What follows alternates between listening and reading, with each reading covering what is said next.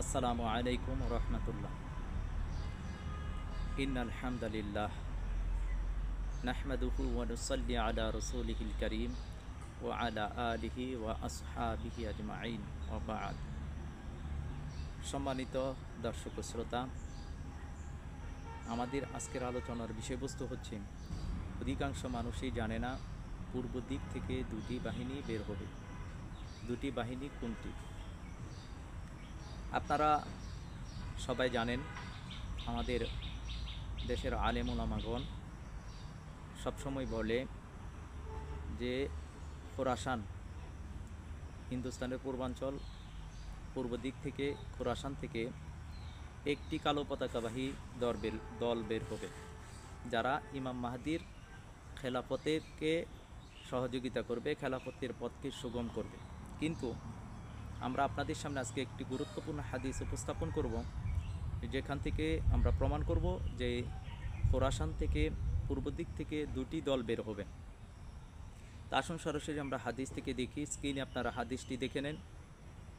আজ থেকে প্রায় 1000 বছর আগের লেখা সুনান ওয়ারিদাতু ফিল ফিতান কিতাবটি, যেটি ধেয়ারসে ফিতনা নামে বাংলা গড়েছে প্রতীক প্রকাশনী, সেই ধেয়ারসে ফিতনার 574 নম্বর হাদিস, যেখানে আন মুহাম্মদ ইবনে হানাফিয়া থেকে বর্ণিত কলা, তিনি বলেন, তাখরুজু রায়াতুন মিন খুরাসান, খোরাসানের দিক থেকে একটি কালো পতাকাবাহী বাহিনী বের হবে। সুম্মা তাখরুজু উখরা সিয়াবুহুম বিদুন আলা মুকাদ্দিমাতিহিম রাজুলুন মিন বানি তামিম। এরপরেই বলতেছে, এরপর আরেকটি বাহিনী বের হবে যাদের পোশাক হবে সাদা, তাদের নেতৃত্বে থাকবে বনি তামিম গোত্রের এক ব্যক্তি। তিনি মাহদির কাছে তার রাজত্ব হস্তান্তর করবে। তার আবির্ভাব ও মাহদির কাছে রাজত্ব হস্তান্তরের মাঝে 72 মাস অর্থাৎ 6 বছরের ব্যবধান থাকবে। তা এই হাদিসটিতে এসেছে প্রথমে খোরাসানের দিক থেকে কালো পতাকাবাহী দল বের হবে, এরপর আরেকটি বাহিনী বের হবে যাদের পোশাক হবে সাদা। দ্বিতীয় যেই বাহিনীটি বের হবে সেটির নেতৃত্ব দিবে বনি তামিম গোত্রের এক ব্যক্তি, এর মানে শুয়াইব ইবনে সালেহ। অপর হাদিসে তার নাম পর্যন্ত এসেছে, তার নাম হচ্ছে শুয়াইব ইবনে সালেহ। তো প্রথম যে দলটি এখানে বলা হয়েছে, খোরাসানের দিক থেকে কালো পতাকাবাহী দল বের হবে, তারা কারা? দ্বিতীয় আরেকটি দল বের হবে, তারাই বা কারা? আমরা আপনাদের সামনে একই কিতাবের 549 নম্বর হাদিসটি উপস্থাপন করব। স্ক্রিনে আপনারা হাদিসটি দেখে নেন, যেখানে আন সাওবানা ক্বালা ক্বালা রাসূলুল্লাহি সাল্লাল্লাহু আলাইহি ওয়াসাল্লাম ইয়াকতাতিলু ইনদা কানজিকুম নাফারুন সালাসাতুন কুল্লুহুম ইবনু খলিফা। আল্লাহ রাসূল সাল্লাল্লাহু আলাইহি সাল্লাম বলেন, তোমাদের ধন সম্পদের পাশে 3 জন ব্যক্তি লড়াইয়ে লিপ্ত হবে, যাদের প্রত্যেকই হবে খলিফার পুত্র, কিন্তু রাজত্ব তাদের কারো কাছে যাবে না। এরপর খোরাসানের দিক থেকে কালো পতাকার আবির্ভাব হবে, তোমরা হামাগুড়ি দিয়ে হলেও তার কাছে চলে এসো, কারণ সেখানে আল্লাহ তাআলার খলিফা মাহদি থাকবে। হাদিসের ভাষা হচ্ছে ফা ইন্না ফিহা খলিফাতাল্লাহিল মাহদি, সেখানে আল্লাহর খলিফা মাহদি থাকবে। খলিফাতাল্লাহ বলতে এখানে ইমাম মাহদিকে বলা হয়েছে, অথচ আপনারা সবাই জানেন যে ইমাম মাহদির কথা বলা হয়েছে সর্বপ্রথম তিনি মদিনা থেকে মক্কাতে হিজরত করবেন এবং সেখানে তিনি মক্কা বিজয় করবেন, তার কাছে সেখানে বায়াত হবে। তো অত্র হাদিসটি আপনার সুনান ইবনে মাজাহ শরীফের মধ্যেও রয়েছে, 4084 নম্বর হাদিস। এই হাদিসটিতে বলা হচ্ছে যে খোরাসান থেকে যে বাহিনীটি বের হবে সেখানে মাহদি থাকবে, খলিফাত আল্লাহিল মাহদি থাকবে। আসলে এটার ব্যাখ্যাটা কি?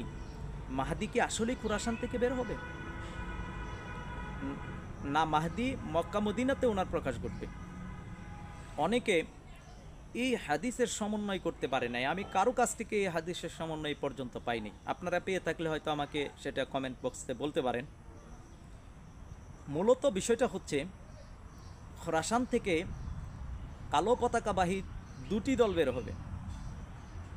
এদের মধ্যে শুআইব ইবনে সালের নেতৃত্বে যে দলটা বের হবে তাদের পোশাক থাকবে সাদা, তাদের অন্য ইয়াতে আসছে তাদের টুপি পাগড়ি থাকবে কালো।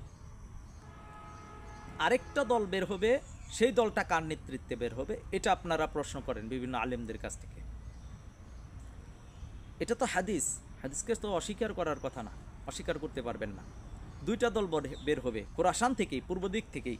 কারণ হাদিসের এবারতের মধ্যে আল্লাহ রসুল সাল্লাল্লাহু আলাইহি ওয়াসাল্লাম যেটি বলছেন যে মিন কিবালি খোরাসান, খোরাসানের দিক থেকে, মদিনার পূর্ব দিক খোরাসান, এ খোরাসান থেকে দুটি দল বের হবে। একটি হচ্ছে শুআইব ইবনে সালের নেতৃত্বে, আরেকটা হচ্ছে ইমাম মাহমুদের নেতৃত্বে।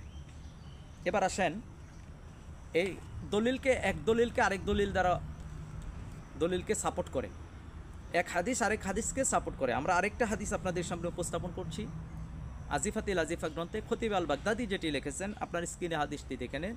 281 নম্বর হাদিস, পৃষ্ঠা নাম্বার হচ্ছে 223, 22-23-এর মধ্যে 222 এবং 23 নম্বর পৃষ্ঠার মধ্যে আবু হুরায়রা রাদিয়াল্লাহু তাআলা আনহু থেকে হাদিস বর্ণিত এসেছে। তিনি বলেন, আল্লাহ রসুল সাল্লাল্লাহু আলাইহি সাল্লাম বলেছেন, খলিফা পুত্রদের মাঝে রক্তক্ষয়ী একটি যুদ্ধ সংগঠিত হবে, আর সেই সময় মাহদিও উপস্থিত থাকবেন, যাকে আল্লাহ তাআলা আমার উম্মার খলিফা বানাবেন। তখন আল্লাহর ফেরেশতা জিবরাইল আলাইহিস সালাম তার নিকট সংবাদ নিয়ে আসবেন, সময় হয়েছে মিথ্যা দূর করে সত্য প্রকাশিত হবার। অতঃপর খলিফা মাহদি তার বাহিনীকে নিয়ে যুদ্ধ করবেন, যাদের সংখ্যা, সদস্য সংখ্যা হবে বদরের যুদ্ধের সম পরিমাণ। যারা পূর্ব দিকের কালো পতাকা বাহিনী নিয়ে মক্কার দিকে এগিয়ে যাবেন, যারা পূর্ব দিক থেকে আসবে কালো পতাকা নিয়ে, সেখানে খোরাসান বিজয়ী কালো পতাকাবাহী থাকবে, খোরাসান বিজয়ী কালো পতাকাবাহী থাকবে, এবং ইয়েমেনি কালো পতাকা বাহিনী, আর হলো হিন্দ বিজয়ী কালো পতাকা বাহিনী। এখানে দেখেন প্রথম বলা হচ্ছে হিন্দ বিজয়ী কালো পতাকা বাহিনী, যেটি নেতৃত্ব দিবে ইমাম মাহমুদ। আরেকটা হচ্ছে খোরাসান বিজয়ী কালো পতাকা বাহিনী, খোরাসান বিজয় হবে ইমাম মাহদির আগে, তা এই খোরাসান বিজয় করবে শুআইব ইবনে সালেহ। আরেকটা হচ্ছে ইয়ামানি কালো পতাকা বাহিনী, ইয়েমেন বিজয়ী হবে। অতঃপর মাহদি পুনরায় মক্কা বিজয় করবেন, আর তিনি কাবার দিকে অগ্রসর হয়ে কাবাকে জড়িয়ে ধরে ক্রন্দন করতে থাকবেন। তখন সেই সময় লোকেরা তার নিকট বায়াত দেওয়ার জন্য আসবে। অতঃপর তিনি অনাগ্রহ সত্ত্বেও মক্কার লোকদের বায়াত নিবেন। দেখেন এই হাদিস কিন্তু আরও স্পষ্ট করে দিয়েছে যে তিনটা বাহিনীর নেতৃত্ব কারা কারা দিবে। হিন্দ বিজয়ী কালো পতাকা বাহিনী ইমাম মাহমুদের নেতৃত্বে হিন্দুস্তান বিজয় হবে ইনশাল্লাহ। আরেকটা হচ্ছে শুআইব ইবনে সালের নেতৃত্বে খোরাসান বিজয় হবে। আরেকটা হচ্ছে ইমাম মানসুরের নেতৃত্বে ইয়েমেনি বাহিনী কালো পতাকা ধারণ করবে এবং তারা মাহদির কাছে বায়াত নেওয়ার জন্য যাবে। তা আমি ওই হাদিসটার দিকে আরেকটু ফিরে যাচ্ছি, কারণ ওইখানে একটু ব্যাখ্যা রয়েছে যেটি সচরাচর আমাদের আলেম ওলামারা স্পষ্ট করে না। যেখানে আল্লাহ রসুল সাল্লাল্লাহু আলাইহি সাল্লাম বলছেন ফা ইন্না ফিহা খলিফাতাল্লাহিল মাহদি, এখানে বলছে সেখানেই মাহদি আছে। এর মানে কি? এ কথাটার অর্থটা কি? কিভাবে আপনি হাদিসের মধ্যে সমন্বয় করবেন যে মাহদি মদিনা থেকে মক্কাতে হিজরত করলেন, আবার খোরাসান বাহিনীর মধ্যে বলা হচ্ছে মাহদি? এটার অর্থটা হচ্ছে যে আল্লাহ রসুল নিশ্চয়তা বোঝানোর জন্য, তাকিদ দেওয়ার জন্য বলছে হিন্দুস্তান বিজয়ী, হিন্দ বিজয়ী এবং খোরাসান বিজয়ী যে নেতৃত্ব যারা দিবেন তারা অবশ্যই ইমাম মাহদির বাহিনীতে যোগদান করবে। তাদের বাহিনীটাই হচ্ছে মাহদির বাহিনী, তাদের বাহিনীতে যোগদান করাটাই হচ্ছে মাহদির বাহিনীতে যোগদান করা, তাদেরকে সহযোগিতা করাটাই হচ্ছে মাহদির বাহিনীকে সহযোগিতা করা। এজন্যই আল্লাহ রসুল সাল্লাল্লাহু আলাইহি সাল্লাম বলছেন ফা ইন্না ফিহা খলিফাতাল্লাহিল মাহদি, কারণ সেটাই হচ্ছে এখানে হাদিসের আবর্ত, সেখানে আল্লাহ তাআলার খলিফা মাহদি থাকবেন। মাহদি থাকবেন মানে হচ্ছে এই বাহিনীর মধ্যেই মাহদির থাকবেন, মাহদি আছে, কারণ মাহদির বাহিনী এটা, এরাই মাহদির খেলাফতকে সহযোগিতা করবে। নিশ্চিত আল্লাহ রসুল সাল্লাল্লাহু আলাইহি সাল্লাম বুঝাইছেন নিশ্চিত এই বাহিনীটা সত্য, নিশ্চিত এই বাহিনীর মধ্যে যারা আছে, নেতৃত্ব যারা দিবে তারা ইমাম মাহদির লোক, তারা ইমাম মাহদিরই লোক। এই কারণে ইমাম মাহদির আল্লাহ রসুল বলছেন সেখানেই মাহদি, এর মানে তাদের মধ্যেই মাহদি আছে। প্রকাশ্যভাবে না থাকলেও মাহদির তাদের মধ্যে লুকায়িত, মাহদি তাদের মধ্যে আছেন, কারণ তাদের বাহিনীটাই হচ্ছে মাহদির বাহিনী, তারাই মাহদিকে সহযোগিতা করার জন্য যাবে। তারাই মাহাদিকে, খলিফা মাহাদির হাতকে শক্তিশালী করার জন্য, মাহাদির খেলাফতের পথকে সুগম করার জন্য তারা কাজ করবে। এটা হচ্ছে সমন্বয়। এখন আমি 100% বলবো না যে আমি যে ব্যাখ্যা দিলাম সেটিই কি সঠিক। অন্যান্য আলেম ওলামাদের ব্যাখ্যা আর আমার ব্যাখ্যাটা আপনারা একটু মিলিয়ে দেখবেন যে আসলে সেটা সঠিক না বেঠিক। সেটা সঠিক হতে পারে না বেঠিক হতে পারে। যদি তাই না হয় তাহলে অন্যান্য আলেমরা এটার কি ব্যাখ্যা দিবেন। আমরা যেটি বলতেছি হাদিস থেকে আমরা যতটুকু বুঝছি আমরা ততটুকু উপস্থাপন করতে পারি, কিন্তু আমরা এতটুকু বলতে পারি যে খোরাসান বিজয়ী, হিন্দ বিজয়ী বাহিনী এরাই হচ্ছে মাহাদির বাহিনী। আর এদের নেতৃত্বে যারা থাকবে তারা ইমাম মাহাদির সহচর, তারা ইমাম মাহাদির খেলাফতকে সহযোগিতা করবেন, তারা ইমাম মাহাদির খেলাফতের পথকে সুগম করবেন। তাদেরকে সহযোগিতা করাই হচ্ছে ইমাম মাহাদিকে সহযোগিতা করা, তাদের বাহিনীতে যোগদান করাটাই হচ্ছে ইমাম মাহাদির বাহিনীতে যোগদান করা। কারণ ইমাম মাহাদি কাছেই তারা যাবে, ইমাম মাহাদির মক্কা বিজয় তাদের নেতৃত্বেই হবে। 3টা বাহিনী মক্কা বিজয়ের ক্ষেত্রে সহযোগিতা করবে ইনশাল্লাহ।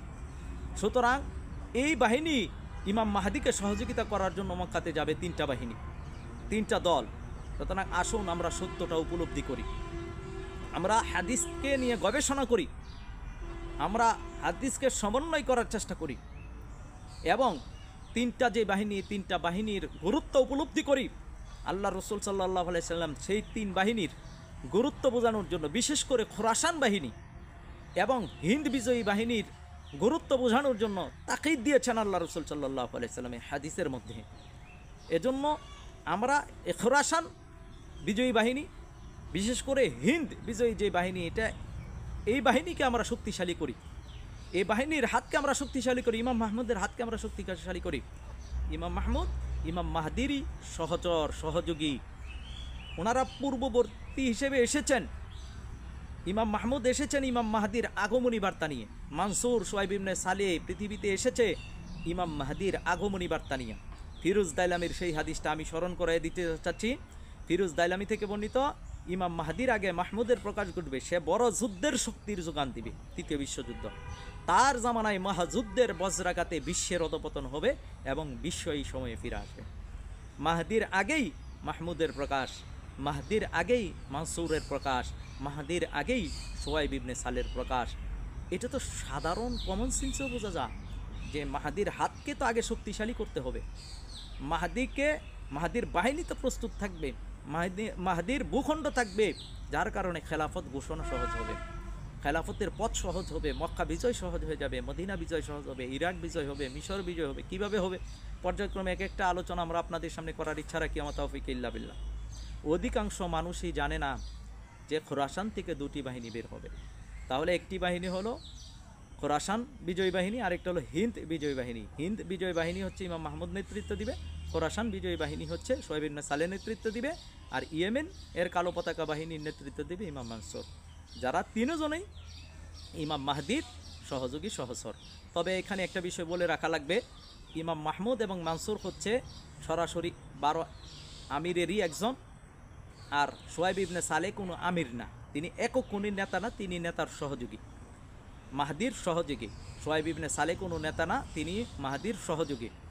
আর মানসুর উনি মাহদির সহযোগী এবং উনি নেতা, যার কারণে তিনি মাহদির পরে খলিফা হবেন। মানসুর নেতা, আমির, যার কারণে উনি মাহদির পরে খলিফা হবেন, কিন্তু সোহাইব ইবনে সালেহ খলিফা হবে না। এবং মানসুর, সোহাইব ইবনে মানসুর, মাহমুদ, মাহদি এরা ইলহামপ্রাপ্ত হবে, সোহাইব ইবনে সালেহ ইলহামপ্রাপ্ত হবে না। কারণ ওনাদের কাশফ হতে পারে, স্বপ্ন হতে পারে। অনেকে, আরেকটা বিষয় আমি আজকে ক্লিয়ার করে দিতে চাই যে আপনার অনেকে স্বপ্নকেই শুধু ইলহাম মনে করেন। আসলে শুধু স্বপ্নটাই ইলহাম না, ইলহামের একটা প্রকারের মধ্যে একটা প্রকার বা একটা পদ্ধতির মধ্যে একটি পদ্ধতি। এই স্বপ্ন যে কোনো মুমিন বান্দারও হতে পারে। স্বপ্ন 3 প্রকার, একটা হচ্ছে আল্লাহ তাআলার পক্ষ থেকে, একটা শয়তানের পক্ষ থেকে, আরেকটা হচ্ছে নিজের ধ্যান ধারণা থেকে, চিন্তা চেতনা থেকে যেটা আসে। তো এই স্বপ্ন আল্লাহর পক্ষ থেকে যেটি, এটি মুমিনের জন্য শুভ সংবাদ। আর শয়তানের পক্ষ যেটা হবে সেটার মধ্যে অবশ্যই বক্রতা থাকবে, শরীয়ত বিরোধী কর্মকাণ্ড থাকবে। আর ইলহাম প্রাপ্ত ব্যক্তি যারা মাহমুদ, মানসুর, ওনারা ইলহাম প্রাপ্ত, তাদের ইলহাম দুনিয়ার অন্য কোনো ইলহামের মতন হবে না। মানসুরের ইলহাম, মাহমুদের ইলহাম, মাহাদির ইলহাম, এগুলো দুনিয়ার অন্য কোনো ব্যক্তি এই পর্যায়ের ইলহাম পাবে না। এজন্য তাফসিরে মারিফুল কোরআন 850 পৃষ্ঠা খুলে দেখবেন, যেখানে ইবনে হাইয়ান সহ কতিপয় উলামায়ে কেরামের মতে ইলহাম কখনো কখনো ফেরেশতাদের মাধ্যমে হতে পারে। এটা তাফসিরে মারিফুল কোরআনের দলিল দিলাম আমি। এরপরে আরেকটা দলিল আকিদাতুল হাসানা গ্রন্থে শাউলিউল্লাহ মুহাদ্দিস দেহলভী যেটা বলছেন যে খলিফা যারা হবে তাদের বৈশিষ্ট্যই থাকবে তারা মুহাদ্দাস হবে, মানে ঐশ্বরিক থেকে দিব্যজ্ঞান আসবে এবং ফেরেশতাদের সাথে তারা কথোপকথন করবে। এখন 12 আমির যারা তারা ইলহাম প্রাপ্ত হবে, কিন্তু তাদের ইলহাম অন্যান্য কোনো ব্যক্তির মতন ইলহাম না, তাদের ইলহাম থাকবে উন্নত পর্যায়ের। আপনার অন্যান্য ব্যক্তিদের যে ইলহাম হবে সেটা স্বপ্ন হতে পারে, কাশফ হতে পারে, সেটা অন্তরের মধ্যে ইলকা হতে পারে, কিন্তু সেটা কোনোদিনই ইমাম মাহমুদের পর্যায়ের হবে না, মানসুরের পর্যায়ে হবে না, মাহাদির পর্যায়ের ইলহাম হবে না। কারণ 12 আমির যারা হাদিসের মধ্যেই রয়েছে, 12 আমিরগণ প্রত্যেকে আল্লাহ তাআলার পক্ষ থেকে ইলহাম প্রাপ্ত হবে। তো এই বিষয়গুলো আমাদেরকে ক্লিয়ার করে নিতে হবে যে আমরা অনেকে মনে করি যে মাহমুদের ইলহাম মনে হয় সাধারণ কোনো ইলহাম না। মাহমুদ, মানসুর, মাহাদি এদের ইলহাম, কারো ইলহাম ওই সাধারণ অন্যান্য ব্যক্তিদের মতন না, তাদের কিছু বিশেষত্ব রয়েছে। তাদের বিশেষত্ব রয়েছে যেহেতু তারা আমির, তারা যেহেতু আল্লাহ প্রদত্ত আমির, সুতরাং তাদের ইলহাম অন্যদের ইলহামের মতন না। তাদের ইলহামের স্তর স্তর বেদে ইলহাম হয়। সবার স্বপ্ন কিন্তু একরকম হয় না, এটাও কিন্তু বুঝে নেবেন। স্বপ্ন একজন বুজুর্গ বান্দার স্বপ্ন আরেকজন সাধারণ নেককার বান্দার স্বপ্ন কি একরকম হয়? কখনো না। সেখানেও কিন্তু স্তর আছে, স্তর বেদে ভিন্নতা হতে পারে। সুতরাং আপনার এই বিষয়গুলো আমাদেরকে ক্লিয়ার করে নিতে হবে যে আলোচনা শেষে আমরা বলবো খোরাসান থেকে, পূর্ব দিক থেকে দুটি পতাকা, দুটি দল বের হবে। খোরাসান একটা আর হিন্দ বিজয়ী একটা, এটা হলো পূর্ব দিক। আর আরেকটা আসবে ইয়ামিন থেকে। এই হলো 3টা বাহিনী। আল্লাহ সুবহানাহু ওয়া তাআলা এই 3 বাহিনীতে আমাদের অংশগ্রহণ করে মাহদির কাফেলাতে অংশগ্রহণ করার তৌফিক দান করুন। আমিন ইয়া রাব্বাল আলামিন। আসসালামু আলাইকুম ওয়া রাহমাতুল্লাহ।